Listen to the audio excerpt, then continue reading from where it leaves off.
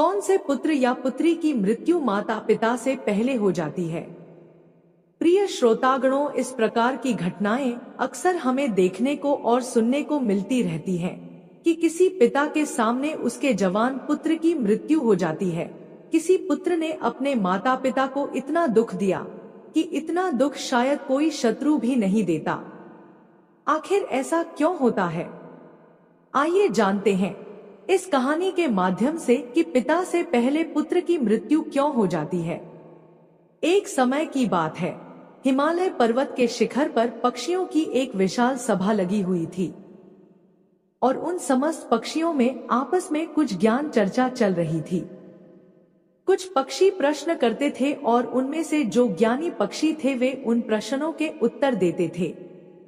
ज्ञान चर्चा होते होते एक प्रश्न ऐसा खड़ा हो गया जिसे सुनकर के सारे पक्षी सोच में पड़ गए, और वह प्रश्न यह था कि मृत्यु लोक में कुछ पुत्रों की मृत्यु पिता से पहले क्यों हो जाती है और कुछ पुत्र माता पिता को दारुण दुख क्यों देते हैं। ऐसा क्यों होता है? जिस पिता की आंखों के सामने ही उसके जवान पुत्र की मृत्यु हो जाए, उस पिता को कितना दुख होता होगा। होना यह चाहिए कि पहले पिता की मृत्यु हो और पुत्र ही पिता का दाह संस्कार करे, लेकिन कई बार कुछ अभागे पिता को अपने हाथ से अपने पुत्रों का अंतिम संस्कार करना पड़ता है। ऐसी स्थिति में एक पिता जीवित ही मृत्यु के समान कष्ट भोगता है। कई बार कुछ बेटे अपने माँ बाप के साथ शत्रु जैसा व्यवहार करते हैं, उन्हें मारते पीटते हैं, उनकी देखरेख नहीं करते, उन्हें तन्हा छोड़ देते हैं। प्रिय श्रोताओं, समस्त पक्षियों में यही चर्चा चल रही थी। किसी के समझ में नहीं आ रहा था कि आखिर ऐसा होता क्यों है। विषय बहुत ही महत्वपूर्ण था। तभी पक्षीराज गरुड़ का उस सभा में आगमन होता है। पक्षीराज गरुड़ एक बूढ़े गिद्ध का रूप धारण करके आते हैं और एक जगह पर बैठ जाते हैं। सभी पक्षियों ने खड़े होकर के उनका अभिवादन किया। गरुड़ जी कहने लगे कि हे पक्षियों, आखिर आपके बीच में किस बात पर चर्चा चल रही है? किस बात को लेकर आप इतनी उलझन में हैं? तब उनमें से एक पक्षी खड़े होकर के कहता है, गिद्ध महाराज, हम यह जानना चाहते हैं कि हमारे बीच में आज का जो संवाद है वह यह है कि पिता से पहले पुत्र की मृत्यु आखिर क्यों हो जाती है।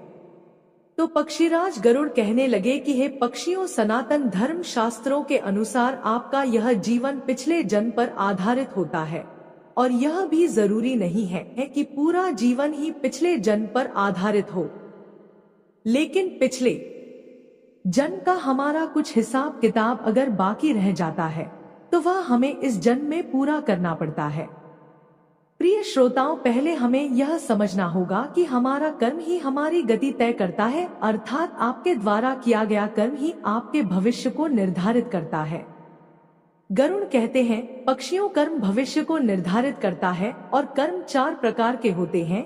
नंबर 1 संचित कर्म, नंबर 2 प्रारब्ध कर्म, नंबर 3 आगामी कर्म और नंबर 4 वर्तमान कर्म। इन चारों कर्मों का अलग अलग फल होता है। इनमें से जो संचित कर्म होते हैं वह हमारे अगले जन्म में हमारे साथ रहते हैं और उन्हीं कर्मों का फल हमें कभी कभी दुख और सुख के रूप में भोगना पड़ता है।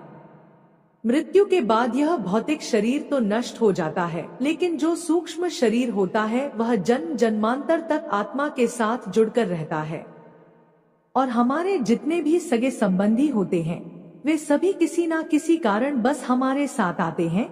कभी किसी जन्म में, कभी किसी जन्म में, वे सब हमारे कर्म का हिसाब चुकाने के लिए अलग अलग रूपों में आते रहते हैं। बूढ़े गिद्ध की बात सुनकर समस्त पक्षी कहने लगे, हे पक्षी राज, आपकी यह बात हमारी समझ से परे है, थोड़ा और सरल भाषा में हमें समझाइए। तो पक्षीराज कहने लगे, हे पक्षियों, ध्यान से सुनिए, मैं तुम्हें एक अद्भुत और रहस्यमय कथा सुनाता हूँ।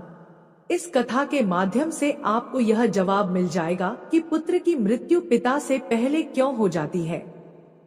सभी पक्षी चुपचाप बैठ जाते हैं और पक्षीराज गरुड़ कथा सुनाना आरंभ करते हैं। गरुड़ कहने लगे, हे पक्षियों, एक गांव में एक किसान रहता था। उसके परिवार में उसकी पत्नी और एक लड़का था। कुछ सालों के बाद किसान की पत्नी की मृत्यु हो जाती है। जिस समय किसान की पत्नी की मृत्यु हुई थी उस समय लड़के की उम्र मात्र 10 साल की थी। तब किसान ने अपनी दूसरी शादी कर ली। उसके बाद किसान की दूसरी पत्नी से भी एक पुत्र पैदा होता है। संयोग बस किसान की दूसरी पत्नी की भी मृत्यु हो जाती है। तब किसान अपने दोनों बेटों के साथ अकेला रह जाता है। कुछ समय बाद किसान का जो बड़ा बेटा था, जो पहले वाली पत्नी से पैदा हुआ था, जब वह विवाह के योग्य हो जाता है तो किसान ने बड़ी धूमधाम से अपने बड़े बेटे का विवाह कर दिया।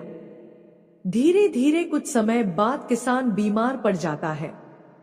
बीमारी के चलते उसकी ज्यादा हालत खराब हो जाती है और एक दिन उसकी भी मृत्यु हो जाती है। किसान का जो छोटा बेटा था, जो उसकी दूसरी पत्नी से पैदा हुआ था, वह अपने सौतेले भाई के साथ रहने लगता है। बड़ा भाई अपने छोटे भाई को बड़े प्रेम से रखता था। धीरे धीरे समय गुजरता चला गया। एक दिन किसान का छोटा लड़का बीमार हो जाता है। तब उसकी हालत ज्यादा खराब रहने लगी।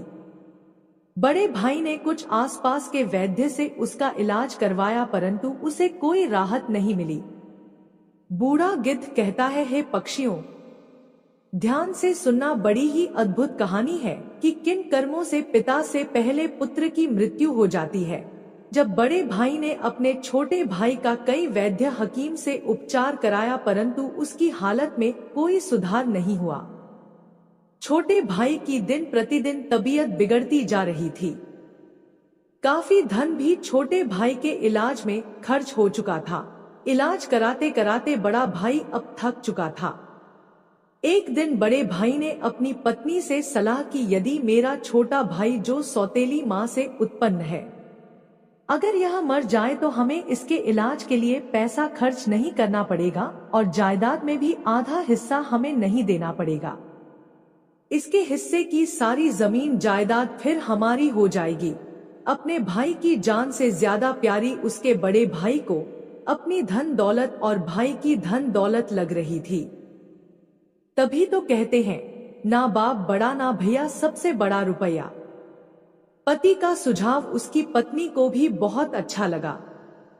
तब उसकी पत्नी कहती है, अजी ऐसे हम इसे मार भी तो नहीं सकते। यदि इसे मार दिया तो लोग समझेंगे कि हमने लालच बस इसे मार डाला है। क्यों ना हम यह काम किसी वैद्य से करवाएं। आप जाओ और किसी वैद्य को लालच देकर उससे कहो कि इसे दवाई के बदले जहर देकर मार दे। इससे किसी को पता भी नहीं चलेगा और कोई रिश्तेदार भी हम पर शक नहीं करेगा। सब लोग कहेंगे कि यह बीमार था, इसलिए बीमारी से मृत्यु हो गई।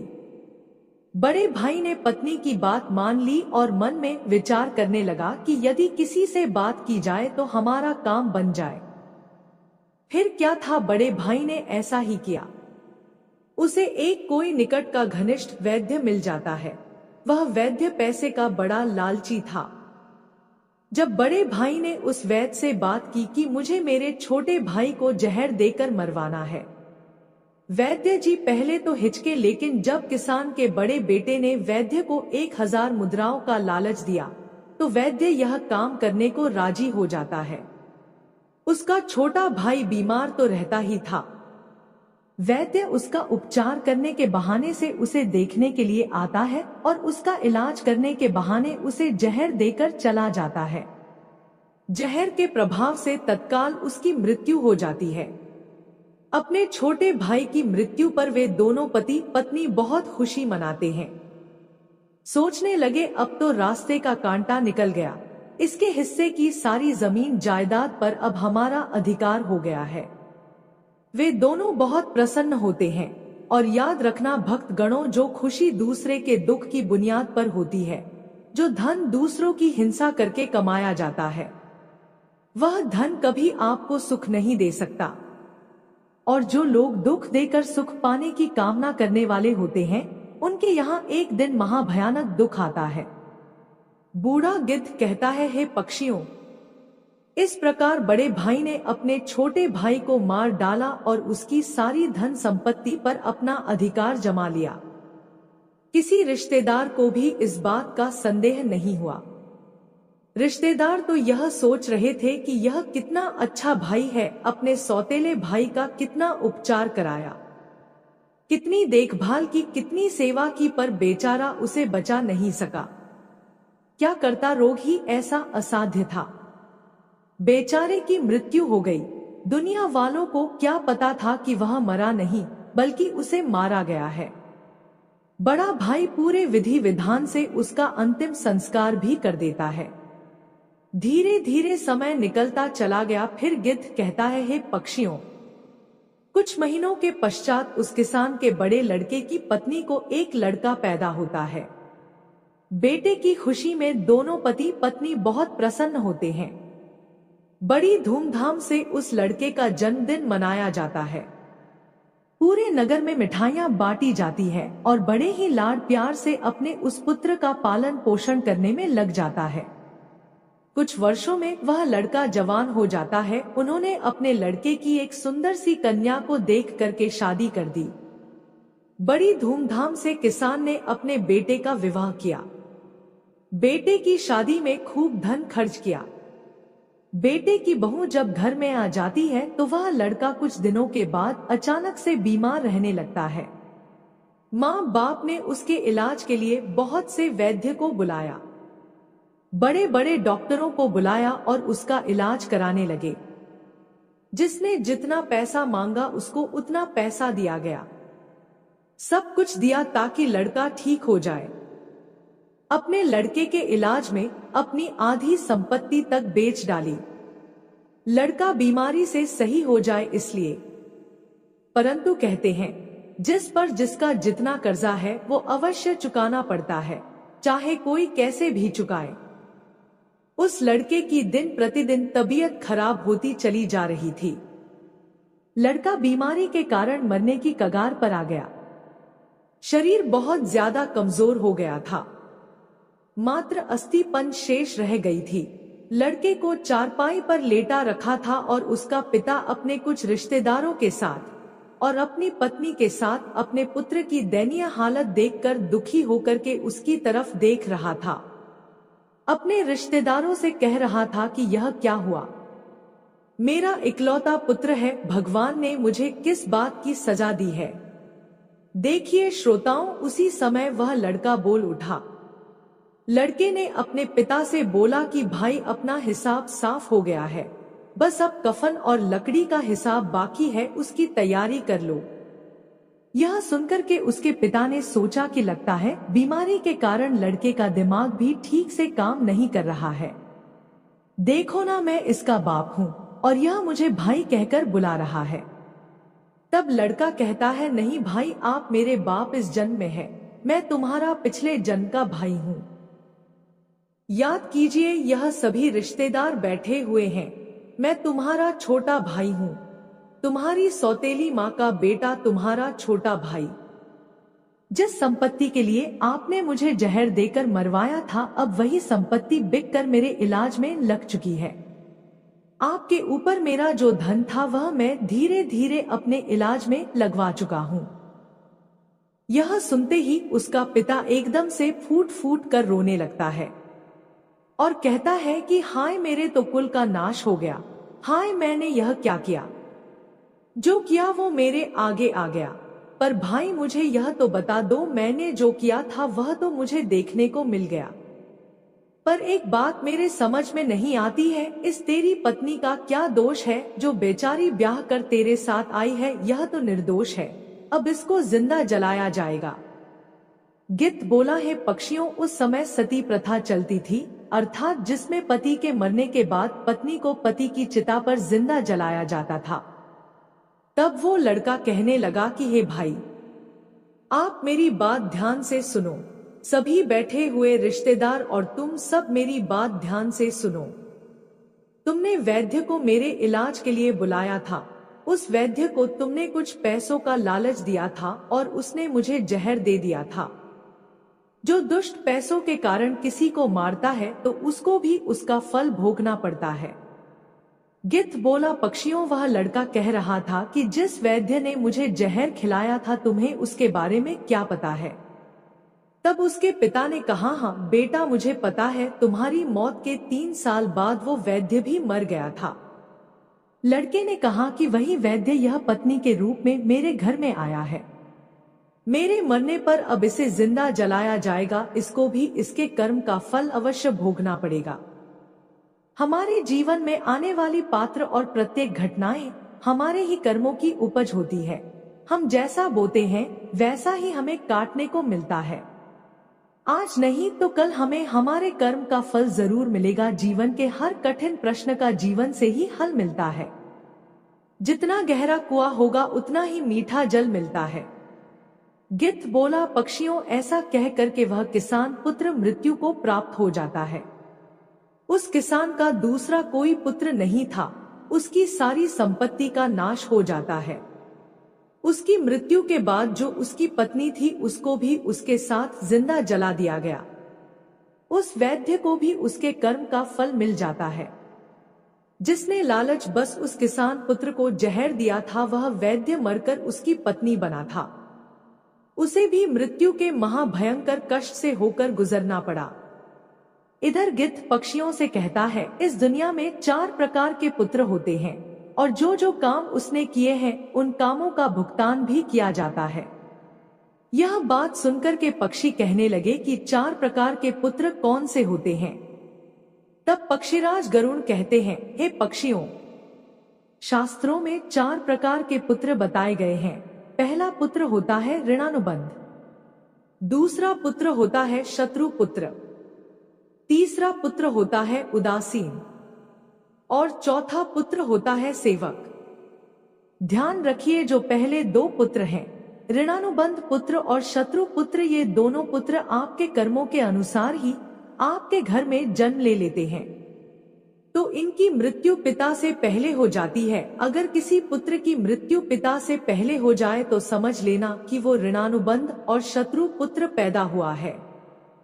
प्रचलित मान्यताओं के अनुसार यदि आपने अपने पूर्व जन्म में किसी को किसी भी प्रकार का दारुण दुख पहुंचाया है और वह व्यक्ति आपसे किसी भी तरह का बदला लेना चाहता है, लेकिन वो किसी कारण बस बदला नहीं ले पाया क्योंकि वो कमजोर था और वह इसी तरह तड़प तड़प कर मर जाता है, तो निश्चित मानिए वह व्यक्ति इस जन्म में आपका पुत्र बनकर लौटेगा और फिर वह अपना बदला पूरा जरूर करेगा और आपको अपने ही पुत्र की मृत्यु देखनी पड़ेगी।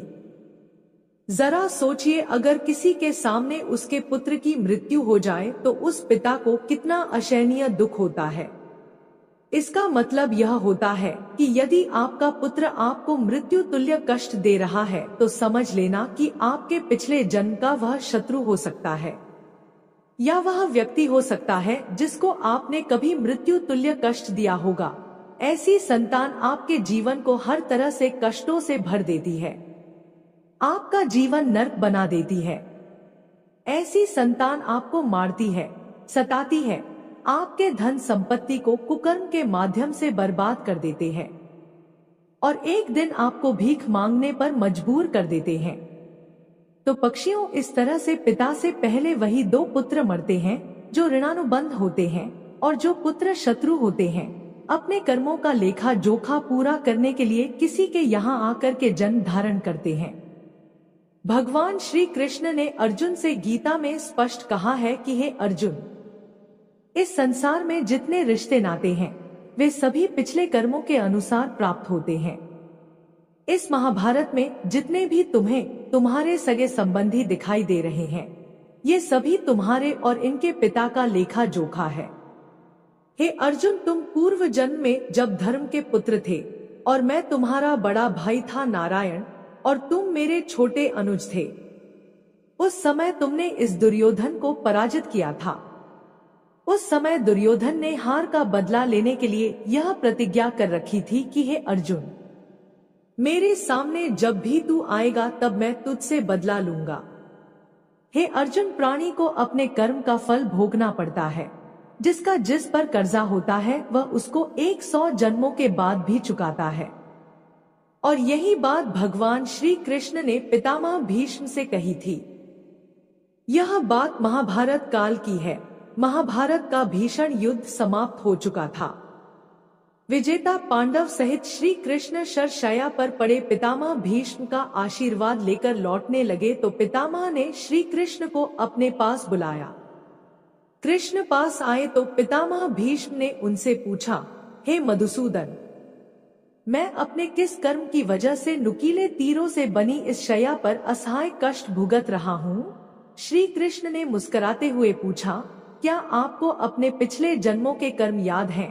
पितामह बोले, पिछले 100 जन्म मुझे याद हैं और इनमें मैंने कभी किसी का बुरा नहीं किया। श्री कृष्ण ने उनसे सहमति जताते हुए कहा, यह सही है कि 100 जन्मों में आपने ऐसा कुछ नहीं किया। यह 101वें जन्म की बात है। उस जन्म में भी आप एक युवराज थे। एक बार जंगल से गुजर रहे थे। एक पेड़ के नीचे कुछ देर आराम करने के बाद आप चलने लगे तो ऊपर से एक करकैंटा अर्थात कई पैरों वाला एक कीड़ा आपके घोड़े की गर्दन पर गिरा। आपने अपने तीर से उसे उठाकर पीछे की ओर फेंक दिया। वह करकैंटा पीछे बेर की कटीली टहनी पर पीठ के बल गिरा। बेर के कांटे उसकी पीठ में धंस गए। बेचारा करकैंटा कांटों से निकलने की जितनी ही कोशिश करता, कांटे उसे उतना कष्ट देते। करकैंटा उसी अवस्था में कई दिन जीवित रहा। उसकी तकलीफ आपके नाम दर्ज हो चुकी थी, लेकिन आपके पुण्य कर्म इतने प्रबल थे कि वह पाप फलित नहीं हो पा रहा था। इस बात को सुनकर भगवान श्री कृष्ण से पितामह बोले, फिर आज क्यों?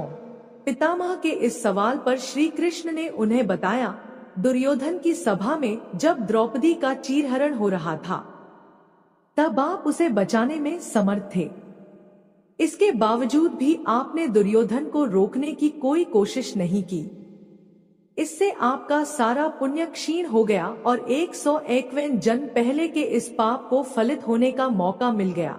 जब हम जन्म लेते हैं या फिर जब हम गर्भ में रहते हैं, तब हम उस ईश्वर से यही प्रार्थना करते हैं कि इस पुनर्जन्म के बंधन से इस बार हमें मुक्त करे।